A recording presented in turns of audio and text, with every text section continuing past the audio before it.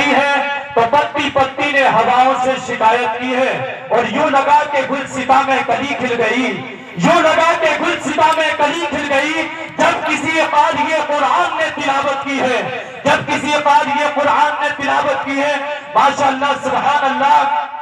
حضرت والی شاہی صاحب قبلہ بہت ہی مدلل و مفصل، بہترین، جید، very good, very nice, very beautiful,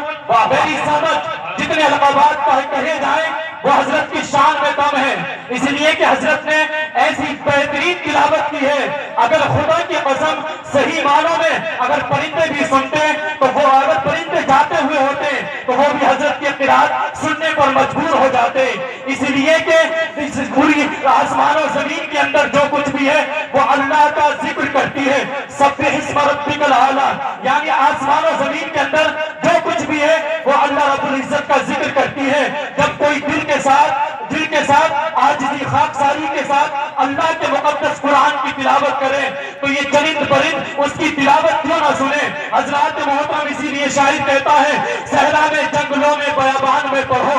صحرا میں جنگلوں میں بیابان میں پڑھو، مینار گر پڑے تو میدان میں پڑھو، اور یہ بے خبر نجومی تمہیں کیا بتائیں گے، یہ بے خبر نجومی تمہیں کیا بتائیں گے، کل ہونے والا ہے کیا یہ قرآن میں پڑھو، کل ہونے والا ہے کیا یہ قرآن میں پڑھو۔ جتنے بھی ہمارے پیارے اسلامی بھائی اس میلے کے اندر ٹہل رہے ہیں، میں ان سے گزارش کرتا ہوں وہ محفل میلاد کے اندر آ کر بیٹھ جائیں، اسی لیے کہ یہ محفل میلاد ایسی محفل میلاد ہے کہ خدا کی قسم جب تم اس محفل میلاد کے اندر آؤ گے تو علماء کرام کو، جب آج تمہاری آنکھ کھلے گی تو علماء کرام کی زیارت کرو گے، جب تمہارا منہ کھلے گا سبحان اللہ الحمدللہ کی صدا آئے گی، اور جب تمہارے کان کھلے گے تو حضور صلی اللہ علیہ وسلم کی حدیث پاک سنو گے۔ یہ ایسی محفل نہیں ہے کہ جس محفل نعرہ رسالت، مفتی آصف صاحب قبلہ، نعرہ تکبیر، نعرہ رسالت۔ ماشاءاللہ سبحان اللہ، منبر رسول پر حضرت علامہ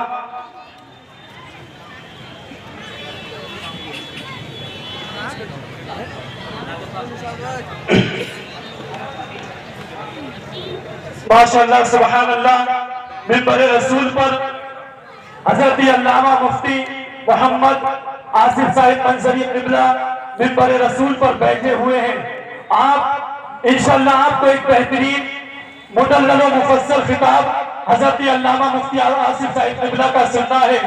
اس لیے سننے سے پہلے آپ تمامی حضرات ماحول بنا لیجئے اور حضرت سے پہلے ایک نعت پاک ہوگی، اس لیے جتنے بھی بھائی میلے میں ٹہل رہے ہیں میں ان سے گزارش کرتا ہوں کہ میلے میں محفل کے اندر آ کر بیٹھ جائیں، اس لیے کہ محفل میلاد ایسی محفل میلاد ہے کہ جس کے اندر اللہ و رسول کا ذکر کیا جاتا ہے۔ یہ محفل میلاد ایسی محفل میلاد ہے کہ اس محفل میلاد کے اندر کسی کی برائی نہیں ہوا کرتی ہے، کسی کی چغلی غیبت نہیں ہوا کرتی ہے، اس لیے کہ اگر آپ اپنے گھر کے اندر ہوں گے تو صرف کوئی سیریل دیکھتے ہوئے ہوں گے، وہاں پر گناہ کرتے ہوئے ہوں گے، اگر آپ کسی دوست کے ساتھ ٹہل رہے ہوں گے تو کسی کی غیبت چغلی کر رہے ہوں گے، اگر آپ میلے کے اندر ٹہل رہے ہوں گے تو کسی عورت پر آپ بد نظری کی نگاہوں سے اس کو دیکھو گے، یعنی دنیا کے اندر جہاں پر بھی رہو گے گناہ ہی گناہ کرو گے۔ اگر کوئی ایسی جگہ ہے جو گناہوں سے سیف ہے تو خدا کی قسم وہ یہی محفل میلاد ہے کہ اسی محفل میلاد کے اندر تم آ کر اللہ رسول کا ذکر سنتے ہو،